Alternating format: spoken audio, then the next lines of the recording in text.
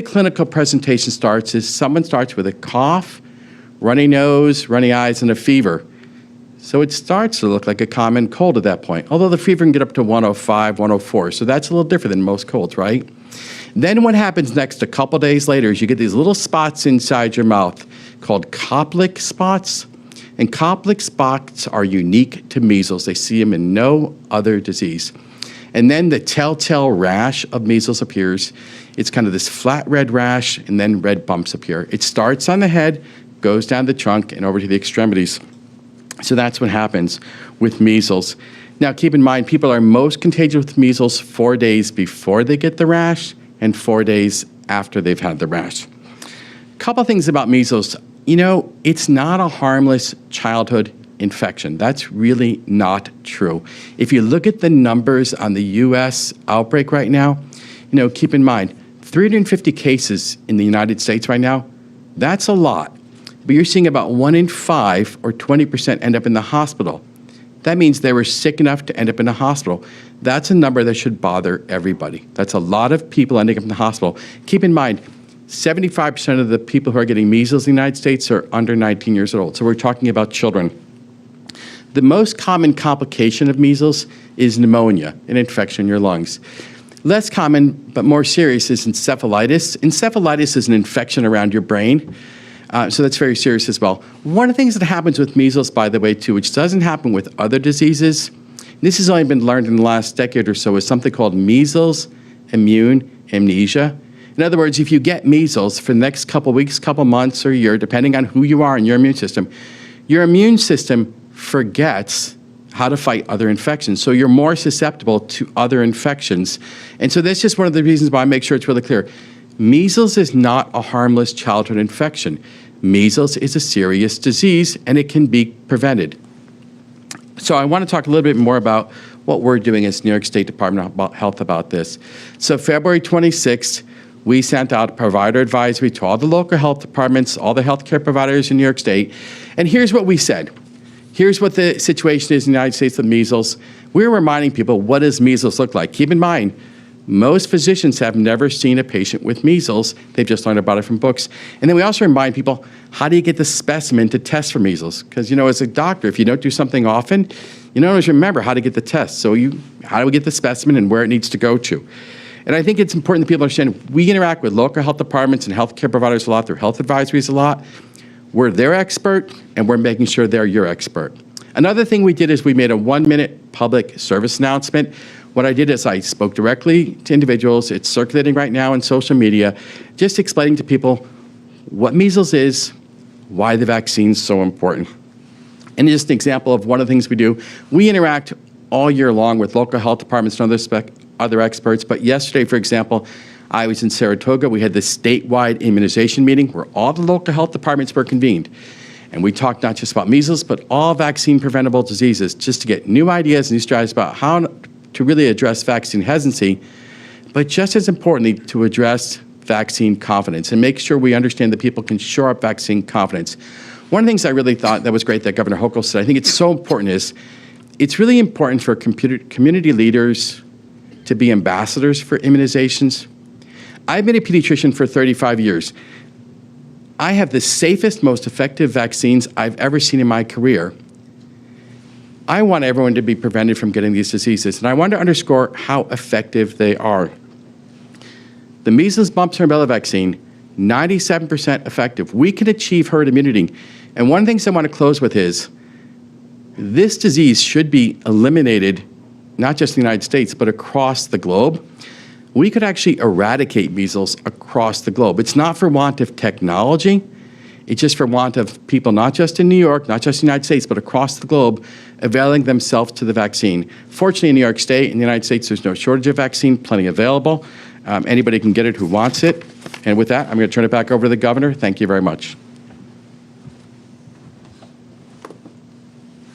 Thank you, Dr. McDonald. Always reminding me why I selected you as my Commissioner of Health. You just have a down-to-earth, natural way of communicating that is so relatable, and that is a great one of your greatest strengths. And you always take it back to your days as a pediatrician, which is so valuable. Again, having seen measles cases, unlike many people in the profession, it certainly gives us an advantage here in the state. So thank you for all you do, and happy to take any on-topic questions. Yeah, Governor, the patients in New York State who have been diagnosed, did they travel elsewhere, or did others from other places in the country visit them? Do you have the data on how? Yeah, we have that.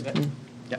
So that's a great question, right? Because one of the things you're asking is it imported, right? Because and so of the 4 cases, 3 were imported. In other words, travel-associated cases. The other one we don't have a source for.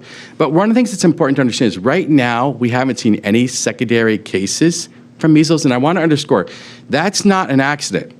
That's because local health departments do the hard work of informing everyone, finding out who's a contact. And one of the things you can do for someone if you've been exposed to measles, we can give you post-exposure prophylaxis. In other words, immune globulin, if you haven't had the vaccine. But I need people to really, I don't want to keep driving this point home, my friends, but it's the main point. I have a safe and effective vaccine that's been around since 1971, best protection available. Please don't get lost in this. And here's a little thing. Some of you look like you might have been born before 1957. I won't tell you who. But if you've been born since before 1957, you're considered measles immune. If you've been born after 1957, you need 2 doses. So we give now 1 dose when you're 12 to 15 months old, and the second dose when you're going to kindergarten, right? But if you're an adult and you haven't had 2 doses, don't get blood titers to see if you're immune. Just ask your doctor for the second dose of measles, mumps, and rubella vaccine. Thank you. Another question for Dr. McDonald. If parents suspect that their child might be infected, would it be irresponsible, would it put others at risk to take that child to the ER? So if you suspect your child has measles, what you want to do is call your doctor first. Because, what a lot of doctors is have a way to enter the office so you can be seen here, right? And then you can see it privately. When you go to the emergency department, what you end up doing is exposing everyone else in the emergency department. Remember how I gave you the illustration of this room? If someone had measles, we all weren't immunized, everybody would be infected, right? So if you go to the emergency department, you're exposing everyone to your case of measles. Now, when you think of that waiting room in the emergency department, you don't know who's had the measles vaccine, and you also don't know, more importantly, who's got a compromised immune system. There's a reason why they're called emergency departments. Everybody goes there, right? So you really don't want to go to the emergency department unless it's really an emergency. And even then, you want to call ahead and let them know you're coming because they usually have a way for you to enter there. So I think it's important to be very thoughtful about how you're going to access health care. Okay, Raga? For the governor, is it, you mentioned the misinformation and some of the vaccine skepticism that's been coming from the White House and the cabinet. Is it your responsibility and that of other governors to sort of push back on that rhetoric directly with these folks? We're talking RFK Jr., we're talking the president. How do you see yourself starting those conversations, and have you had any of those conversations with the president and with other members of his cabinet on this public health issue? I'm doing what I need to do, which is communicate directly with the people of New York today and through our other channels, and to let them know that they're being lied to.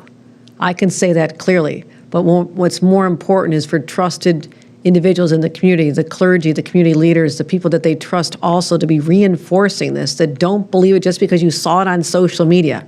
It does not make it true. Stick with the doctors, stick with the facts. So pushing back on Washington to try to convince Secretary Robert Kennedy that he's wrong is probably a waste of time. I mean, he's had a lifetime of spewing these lies. I don't think that me telling him he's wrong is going to change that. I have to be the truth teller to the people of this state, and that's the role I'm playing right now. And a quick follow-up, the restriction, or is there any consideration of restrictions on the states, Texas, I think New Mexico, maybe Canada, that you're considering at all to try to limit the import of this? We are concerned about the numbers in Ontario right now, but I don't know that we've entertained restrictions on that. Or Catherine, have we? No, not at this time. There'll be a threshold number that raises the red flag, correct? Yeah, best thing to do is just get vaccinated, then we don't have to worry about travel advisories, my friends. Yeah, get vaccinated, then you don't have to worry about it. Go anywhere you want. Over here in the back? Do we know if these 4 cases were vaccinated or unvaccinated individuals? I know the answer to that. I bet you do. That's why you're here. They were not vaccinated.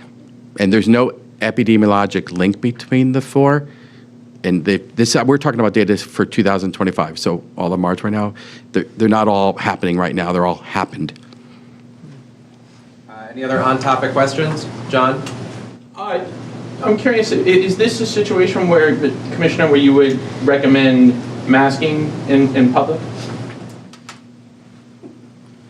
No, what I recommend everybody do is make sure you have 2 doses of the measles, mumps, and rubella vaccine. Folks, the technology exists, it's proven, it's been around a long time. I don't want to be ambiguous about this at all. The measles, mumps, and rubella vaccine, it's the best protection. Anything else you're hearing from anybody else is just noise. Really, really want to make sure that's really clear. Thank you. Governor, as a follow-up to that, lawmakers have said that you're pushing some sort of mask That restrictions. is too far off topic. Okay. That's very much on topic, is it not? I mean, Well- are there health? Well, we're are you talking about pushing measles here today. No, there's absolutely, I have said before that I support some variation of restrictions on the use of masks, except for medical and religious reasons. Masks used in the commission of a crime are deeply troubling to me. Think about a bank robber walks in, their face is covered. Someone assaults someone on the subway, they can get away with it despite the fact that we have cameras because they are masked. And so this is something that, as I'm protecting public safety, is very much top of mind. So we're having conversations, we'll see how it goes. Austin? To what extent should we expect these cases to go up in 2025? I'm nervous about Ontario being so close to us, to be honest with you. I'm from that area. It's not a foreign country to people in Western New York. It is where you go for dinner and shopping back and forth across the border, sports events, et cetera. So, and those are large gatherings. So that's my concern right now, that could spike. For this early in year, if we keep this, we're on track to be higher than last year for sure at this rate. But we're not seeing a trend out of Ontario, but we're watching it closely, right? Coming here. The best way to prevent cases from going up in New York is everybody getting vaccinated, folks. And I want to answer that specifically. Like, if you import a case into New York State, depends on which county. If you look at some of our counties, they're much higher risk than others because if your immunization rates are low, then that county is much higher risk.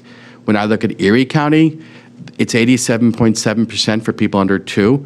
It's not over 95%. So, part of what I want to be really, really clear about is this doesn't have to be a risk at all to see increased cases. And I think with Ontario, we're talking to them, working with them. They're lovely people.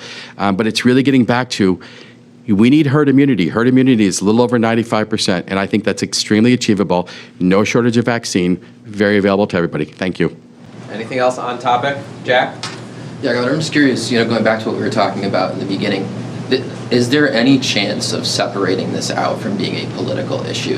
As somebody who, millions of New Yorkers associate with their, political aggravations, how do you, decouple vaccines from politics at this point?